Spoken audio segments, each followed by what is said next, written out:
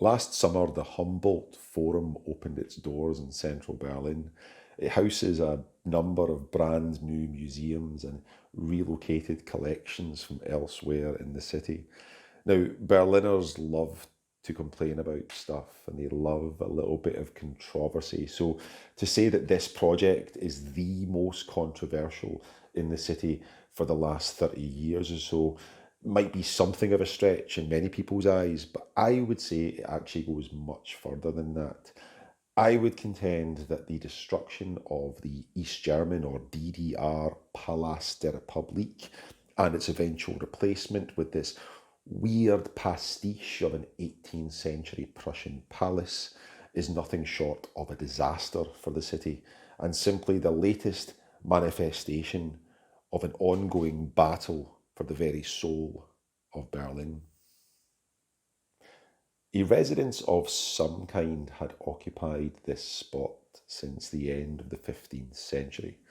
But what visitors today are supposed to be met with, unless they come from the East and see Franco Stella's incongruously contemporary concrete facade, that is an approximation of a palace as it stood in 1918, around about the time that Kaiser Wilhelm II was about to scurry off to the Netherlands.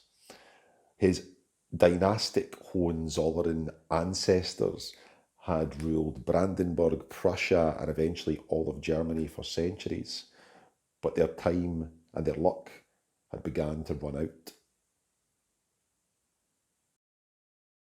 The palace ended up being surrounded by Baroque, neoclassical, and neo-Renaissance structures that symbolise the might of Prussia and the birth of Germany itself, with each building, sometimes in a somewhat clumsy manner, telling its own story about the part this city had to play in those developments.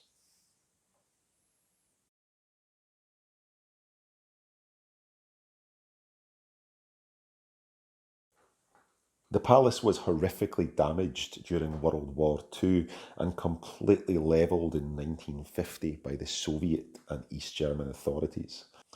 The DDR government opted to fill the gaping hole in central Berlin with a new type of palace, one explicitly for the people, a community hub for meeting, education, and entertainment.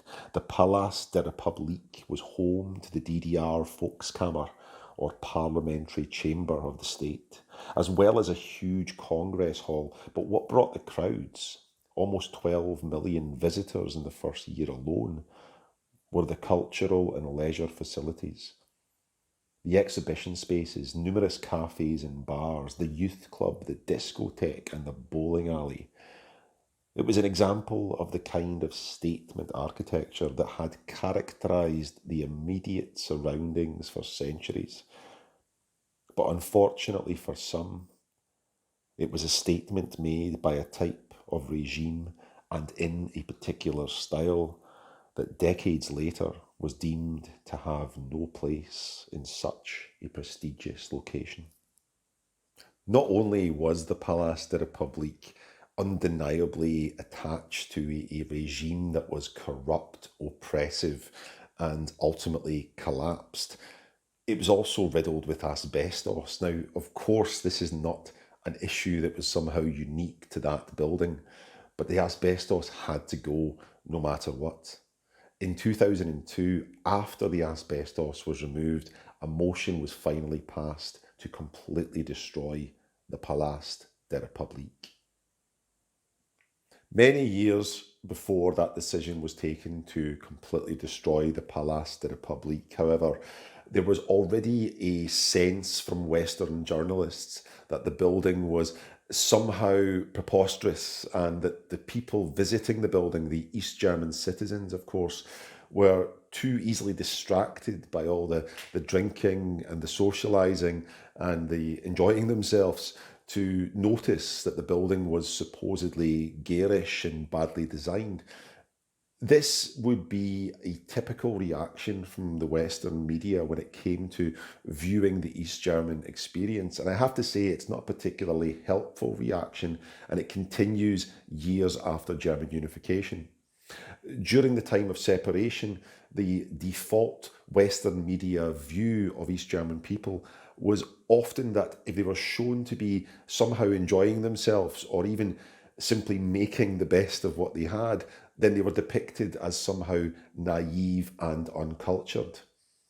The very idea that those living under a communist regime could exist in anything other than a perpetual state of misery was somehow beyond the comprehension of many Western journalists.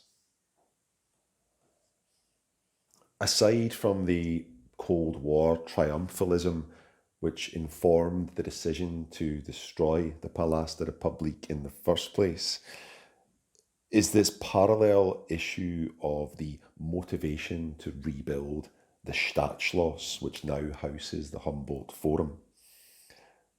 The fundamental problem with nostalgic gestures like these is that they are almost always grounded in a fantasy, which at its most harmless can result in a Disneyfication of place and meaning, and at its most dangerous can help to feed the very type of nostalgic populism oozing out across the globe at this precise moment. The very idea of a golden age in Berlin is preposterous in the first place. So, what kind of statement are the authorities trying to make when they approve the rebuilding of a palace such as this? It's healthy for a city to have opposing voices making themselves heard. Certainly more healthy than the dominance of a mindset that favours rolling back to a fantastical and fictional point in Berlin's history when everything was just right. Should we also try and destroy all of the remaining Nazi-era structures in the city?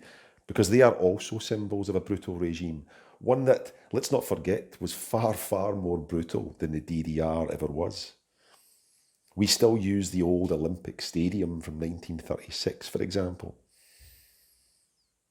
Perhaps, though, it's allowed to stand because in its clumsy neoclassicism, it just about fits into the narrow field of styles acceptable to the kind of traditionalists and reactionaries behind the rebuilding of the palace in the first place.